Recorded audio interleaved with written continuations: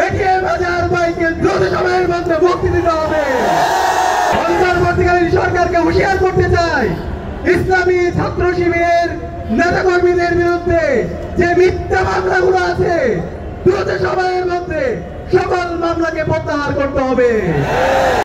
শহীদ আব্দুল মালিক ভাইকে, যার রক্ত আমাদের ঢাকা বিশ্ববিদ্যালয়ের ক্যাম্পাসে লেগে আছে, আজকে ফেসিবাদের সরকারকে বলতে চাই, তোমরা থেকে যাও।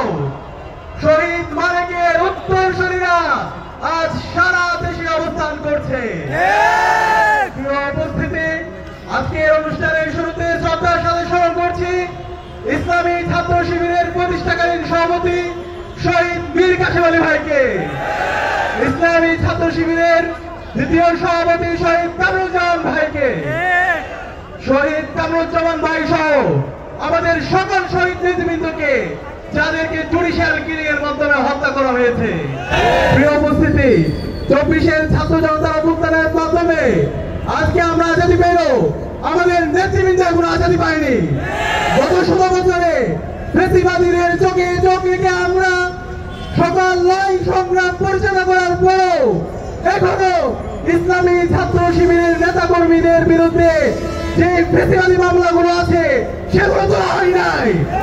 অন্তর্বর্তীকালীন সরকারকে হুঁশিয়ার করতে চাই, ইসলামী ছাত্র শিবিরের নেতা কর্মীদের বিরুদ্ধে যে মিথ্যা মামলাগুলো আছে দ্রুত সময়ের মধ্যে সকল মামলাকে প্রত্যাহার করতে হবে। ইসলামী ছাত্র শিবিরের ঢাকা বিশ্ববিদ্যালয়ের প্রতিষ্ঠাকালীন সভাপতি আমাদের সকলের প্রিয় এটিএম বাজার ভাইকে দ্রুত সময়ের মধ্যে মুক্তি দিতে হবে।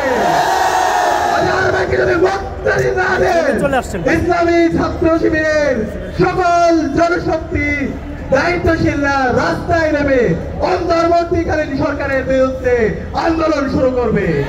সবাইকে প্রতিষ্ঠাবার্ষিকীর প্রোগ্রামে উপস্থিত হওয়ার জন্য আন্তরিক মোবারকবাদ জানিয়ে সবাইকে ধন্যবাদ জানিয়ে আজকের কথা এখানে শেষ করছি। আসসালামু আলাইকুম রহমতুল্লাহ।